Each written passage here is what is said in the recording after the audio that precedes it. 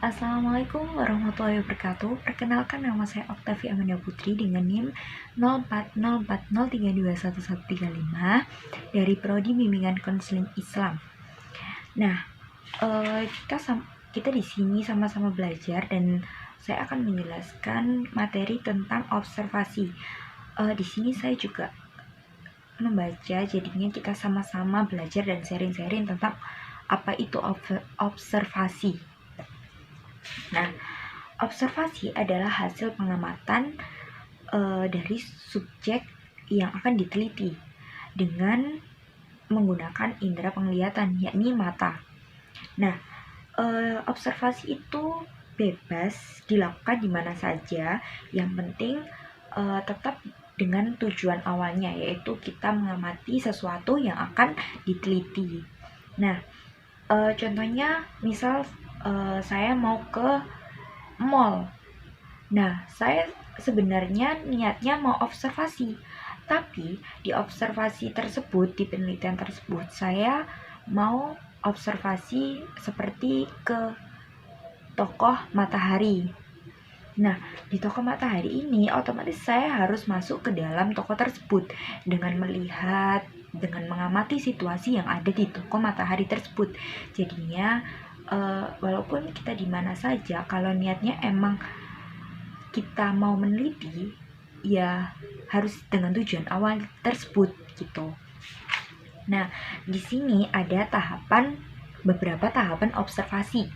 Yang pertama yaitu pemilihan. Di sini ada pemilihan, itu memilih tahapan yang dimana kita mendahulukan kita memilih tahapan mana yang lebih didahulukan. Nah, contohnya seperti saya mau ke toko matahari, otomatis kan kita harus tahu tempat matahari yang terdekat, terus apa aja yang dijual di toko matahari. Terus semisal kalau di toko matahari terus ada apa lagi ya, kayak PSG-nya atau yang jualan di matahari, itu kita mengamati satu persatu, ya kan, karena kita mengambil penelitian toko matahari.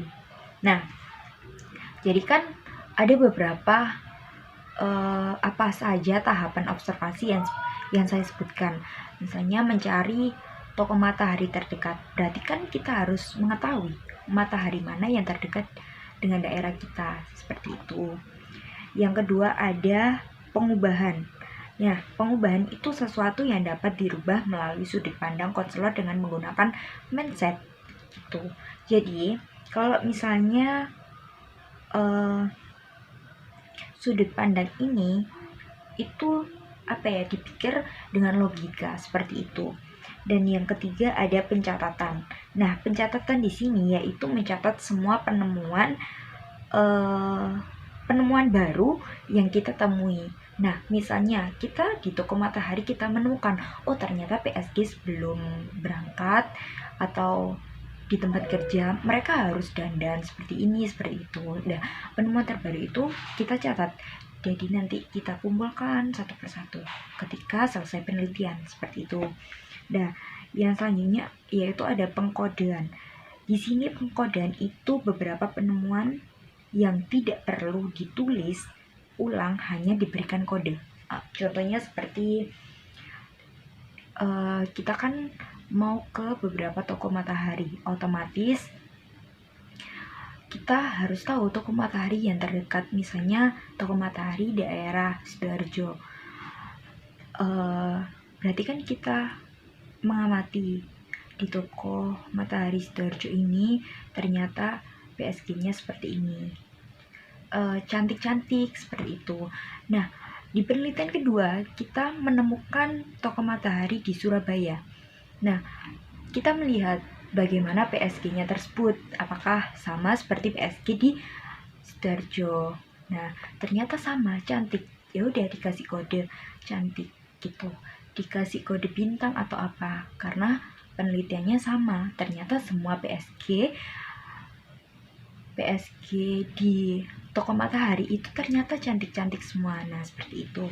Dan yang terakhir ada in situ, yaitu mengamati dengan memiliki dasar dengan menggunakan teori teknik konseling. Dan yang selanjutnya ada jenis-jenis observasi objek. Nah, observasi objek ini terbagi ada beberapa. Yang pertama ada observasi sistematik. Nah, observasi sistematik ini sebelum kita melakukan observasi harus menyusun penelitian dengan menggunakan pedoman tersistematik, yaitu tersusun gitu. Yang kedua ada observasi eksperimental. Di sini yaitu pengamatan dengan mencari fakta yang sesungguhnya. Nah, penelitian kan harus ya ada beberapa penelitian yang tidak turun ke lapangan langsung, hanya seperti observasi melalui referensi buku ataupun berita-berita, beberapa berita mungkin seperti itu. Nah, eksperimental ini yaitu mencari fakta yang sesungguhnya. Jadi kita langsung turun ke toko matahari yang memang kita mau observasi gitu. Nah, yang ketiga yaitu observasi natural, pengamatan secara alami atau natural dengan langsung melihat kondisi dalam lapangan. Nah, itu mungkin hampir sama dengan eksperimental karena kita benar-benar turun langsung ke tempat toko matahari tersebut.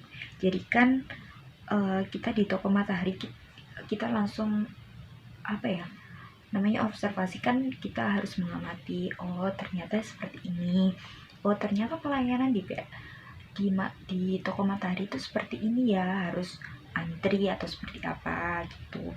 Jadinya kita secara alami melihat langsung gitu. Yang selanjutnya ada observasi non-obtrusif, yaitu pengamatan yang hanya mengamati saja. Mungkin ini seperti kayak beberapa pengamatan, mungkin kayak sebelum kita mengamati lebih lanjut mungkin kan kita hanya mengamati, misalnya seperti kayak saya mau mengamati anak SD itu saya lihat kok dia seperti itu ya, kenapa gitu. Kita kan hanya cuma mengamati aja, kok dia pulang ngaji itu tasnya kok nggak langsung ditaruh di rumah, kenapa gitu. Oh berarti cuma mengamati aja. Oh ternyata kalau pulang ngaji itu mereka langsung main, nggak pulang dulu lah ibaratnya. Berarti kan itu pengamatan hanya melihat saja gitu. Terus ada observasi formal, yaitu pengamatan di lembaga-lembaga formal seperti di lembaga tinggi misalnya seperti itu. Yang selanjutnya ada observasi partisipan, yaitu pengamatan yang hanya sementara, yang hanya mungkin seperti mungkin hampir sama dengan obtrusif, kayak ya cuma mengamati aja gitu. Terus kalau yang selanjutnya ada observasi non partisipan. Nah, pengamatan yang dilakukan oleh penduduk lokal itu sendiri. Jadi misalnya saya jadi PSG di toko matahari tersebut. Nah, saya tuh mengamati teman-teman saya PSG di matahari tersebut itu seperti apa. Jadi kan itu masuk ke dalam non partisipan gitu. Jadinya seperti itu. Berapa ya? 1 2 3 4 5 6 7. Ada 7 jenis observasi objek. Nah, yang terakhir ada tahapan observasi dalam penelitian kualitatif. Nah, di sini terbagi menjadi 3. Pengamatan deskriptif, yaitu menemukan apapun fakta yang ditemukan tetapi dideskriptifkan. Penelitian ini harus dicatat, jadinya agar mungkin menemukan apapun fakta. Jadi setiap penemuan fakta itu harus dicatat, tetapi harus dideskriptifkan gitu. Mungkin secara merinci. Terus yang kedua ada pengamatan terfokus, yaitu penyederhanaan kondisi sikap-sikap. Yaitu contohnya ternyata PSG di toko Matahari Surabaya itu seperti ini gitu.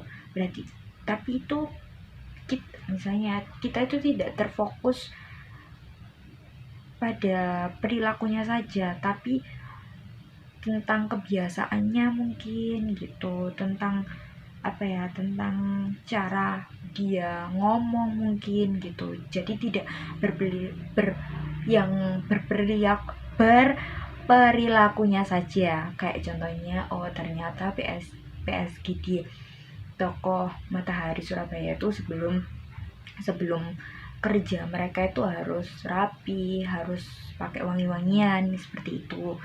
Terus yang terakhir ada pengamatan terseleksi.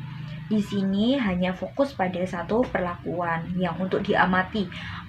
Misalnya PSG toko Matahari Surabaya, kita hanya mengamati apakah PSG toko Matahari Surabaya sebelum mereka pulang itu mereka harus kayak absensi atau langsung pulang saja, seperti itu. Jadi kita mengamati hanya satu perlakuan gitu. Terima kasih. Sekian dari saya. Apabila ada kelirunya atau kesalahan dalam pengucapan ataupun kesalahan dalam menjelaskan, mungkin kita sama-sama belajar, kita sama-sama memberikan ilmu lah.